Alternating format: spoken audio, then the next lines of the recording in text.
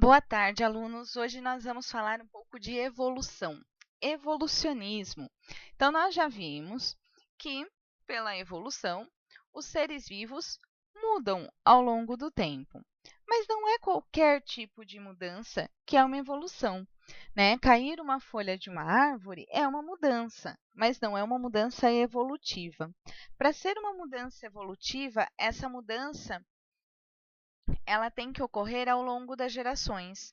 Então, uma mudança na forma e no comportamento dos organismos que passa de uma geração para outra. Essas são as mudanças que nós vamos considerar como evolutivas. As mudanças que ocorrem ao longo do desenvolvimento da vida, né, o crescimento e as alterações devido ao crescimento, não são evoluções. Então, a evolução que nos interessa aqui é uma mudança entre gerações e é uma mudança em uma linhagem de populações entre gerações. É diferente do fixismo, que prega que os indivíduos eles permanecem os mesmos ao longo do tempo. No evolucionismo, eles se modificam. Eles sofrem essas modificações. E aí algumas evidências de que isso acontece, observou-se que surgiam alterações, algumas mais lentas e outras mais rápidas. Em 1960, documentou-se o surgimento de uma ilha vulcânica na Islândia. E naturalistas do século XIX hipotetizaram sobre alterações nos seres vivos ao longo do tempo.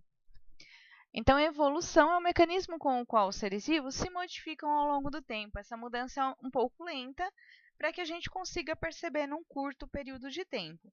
Lembrando que evolução simplesmente significa mudança. Ela pode ser boa, pode ser indiferente ou pode ser ruim. A tendência é que as mudanças boas permaneçam, porque elas devem trazer alguma vantagem que aumente a chance de sobrevivência e de passar isso para frente. E que as ruins desapareçam, porque elas prejudicariam a sobrevivência, então a chance desses indivíduos que não sobreviveram terem filhos e passar isso para frente seria menor. Isso estaria relacionado, então, com a adaptação. Aquilo que deu certo continua. E daí, cada espécie de ser vivo, quando a gente olha depois de muito tempo, a gente percebe que ela está adaptada ao ambiente em que ela vive. Ela tem um conjunto de características na estrutura, no funcionamento e no comportamento que garante a sobrevivência dela ali e a produção e a reprodução desse indivíduo naquele ambiente. Ok, os seres vivos mudam ao longo do tempo e no final o ambiente escolhe os mais adaptados para sobreviverem ali. Mas quais são as provas de que isso acontece? Então, hoje nós vamos falar de evidências da evolução. Quais as provas de que essas mudanças ocorrem? Primeira prova é o encontro dos fósseis. O que são fósseis? Fósseis são vestígios deixados por seres vivos que tiveram no passado, aqui, e que revelam algumas semelhanças e diferenças com os seres atuais. Se a gente encontra uma marca, um pedaço ou até o próprio indivíduo e ele não existe mais, isso nos prova de que ele existiu no passado. Isso nos prova, então, que os seres vivos se modificam ao longo do tempo. Naquele tempo tinha aquele ser vivo e agora não tem mais. Então, isso seriam fósseis. Pessoal, o que é um fóssil? Existem algumas divergências quanto à datação de quando é um fóssil. Não é qualquer indivíduo que morreu que vai ser um fóssil. Um fóssil são indivíduos que viveram há mais de 11 mil anos na face da Terra, né, que hoje não existe mais. Então, não é tipo um passarinho morreu e você encontra o esqueletinho dele. É um fóssil? Não, não é um fóssil. Porque existem outros da espécie vivos, porque ele é uma espécie recente, ele não viveu há mais de 11 mil anos. Então, para ser fóssil, tem que obedecer a essas características. E quando ele vai acontecer? O fóssil ele tem que alguma coisa dele tem que estar preservada. E para que isso seja preservado quando o indivíduo morre, normalmente ele rapidamente é sepultado por sedimentos, como areia e argila, geralmente em ambientes alagados.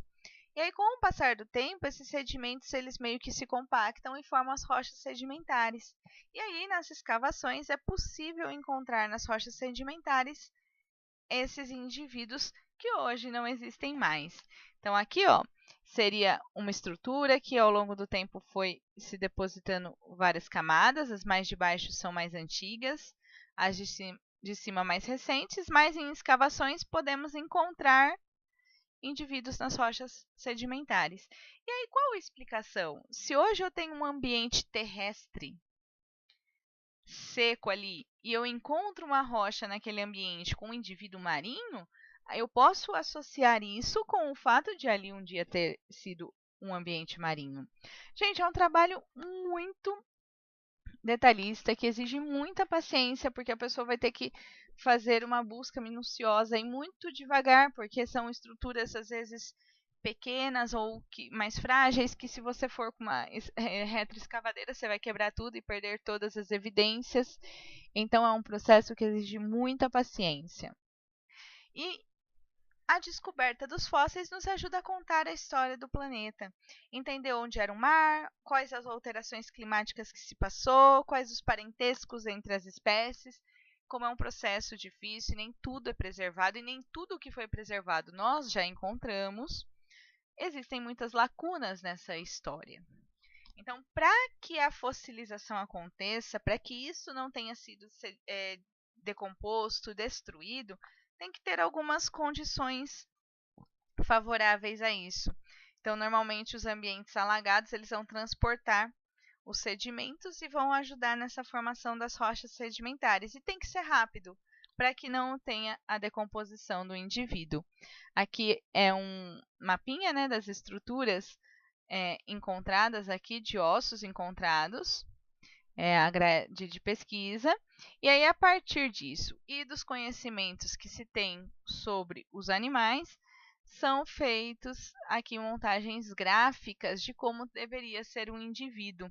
Essa aqui é o tapuiasauro, é uma nova espécie de titanossauro do Brasil, descrita por um pesquisador no Museu de Zoologia da Universidade de São Paulo. O fóssil foi descoberto em Coração de Jesus, em Minas Gerais, e ganhou o apelido de jesuíno.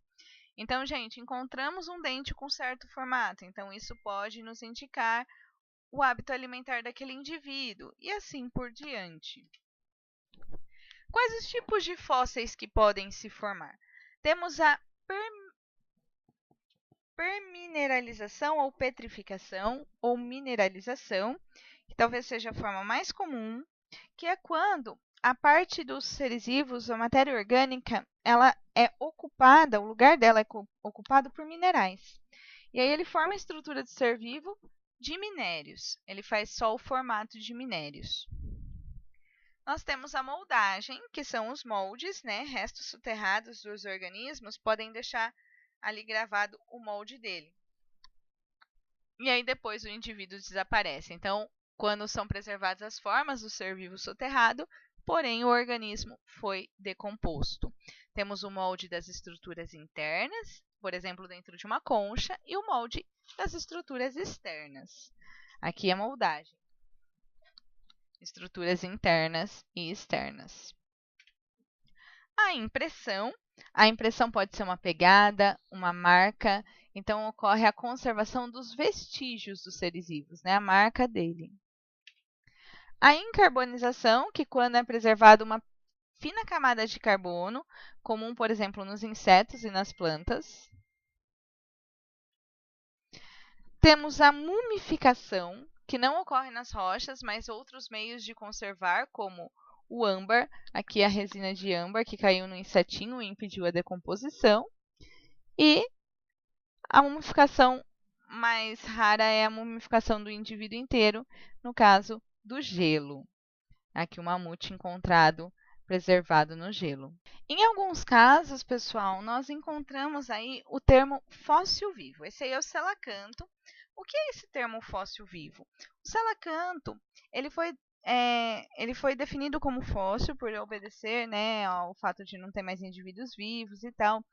E quando já se tinha determinado que ele era um fóssil, se encontrou novos indivíduos do selacanto. Então, descobriu que ele ainda tinha representantes vivos. Então, esse termo fóssil vivo vem disso. Então, é como se a gente corrigisse, né? Um dia foi considerado fóssil e agora a gente sabe que tem representantes vivos. Como a gente sabe a data desses fósseis? Existe um método de medir a radiação, na verdade chama decaimento radioativo. Então, existem substâncias no corpo dos indivíduos que eles têm uma radiação que a gente consegue perceber de quanto em quanto tempo ela vai diminuindo. E daí, pela quantidade restante dessa radiação, a gente consegue determinar a idade do fóssil. Outra evidência da evolução é a semelhança e o parentesco dos órgãos e de estruturas do corpo.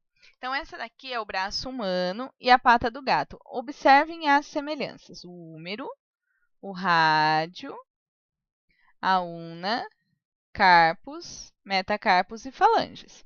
Então, semelhanças entre os ossos. Tanto é semelhante que a gente consegue determinar quais são os ossos, né, os mesmos ossos entre os dois. E aí, considerando duas espécies quaisquer, elas apresentam algumas semelhanças nas suas aparências. Essas semelhanças podem ser homólogas ou análogas. Então, quais as diferenças? Homólogos, que são aqueles que têm a mesma origem embrionária, ou seja, o material, né, a matéria-prima é a mesma coisa. E eles podem ou não ter as funções semelhantes, como o braço do homem e as asas do morcego. Então, o braço do homem e as asas do morcego, eles teriam a estrutura aqui óssea, mas não a mesma função. O braço humano é para manipular os objetos e a asa do morcego para voar. E aí nós temos os órgãos análogos, que é aquele que a origem embrionária é diferente, eles são feitos de materiais diferentes, porém, obrigatoriamente com a mesma função. Tipo a asa da borboleta, que é feita de quitina, e o morcego de osso.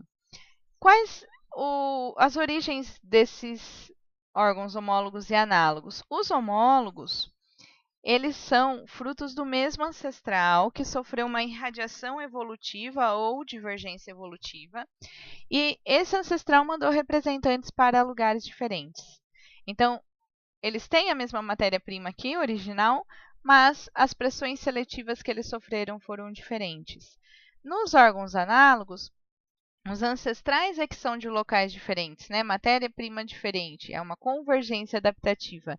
E eles acabaram indo para o mesmo lugar onde aquela função era uma vantagem. E essa função acabou sendo escolhida para continuar naquele ambiente. Então, essa analogia, pessoal, é explicada por um modo de vida compartilhado, tipo tubarão, baleia e golfinho. Eles têm a forma hidrodinâmica, o hábito de natação através da água. Esse formato era uma vantagem nesse local. Então, eles foram escolhidos para aquele local. Nós temos o desenvolvimento embrionário, que a lei da recapitulação diz que se os embriões de dois animais são parecidos, é porque eles tiveram o mesmo ancestral comum. Então, aqui é o início da vida dos embriões muito parecidos e que, conforme vão se desenvolvendo, eles vão ganhando características específicas. Então, aqui, ó, quanto mais parecido, maior a semelhança e mais recente o ancestral comum entre eles. Outra característica são os órgãos vestigiais, são órgãos atrofiados ou aparentemente sem função numa espécie, mas que em outra teria uma função. Então, aqui o apêndice vermiforme do ser humano, que está na junção entre o intestino delgado e grosso, que aparentemente não tem função, mas nos herbívoros tem, aqui que habitam micro-organismos que ajudam eles a digerir a celulose. Então, nós e os herbívoros teríamos tido no passado um ancestral comum. E a última evidência é a semelhança bioquímica. Quando a gente compara substâncias químicas, como a hemoglobina, por exemplo, nós vemos, por exemplo, entre o humano e o gorila, 1% de diferença na estrutura química desse indivíduo. Pessoal, essas são as evidências da evolução. Espero que tenham compreendido. Obrigada pela atenção e até a próxima.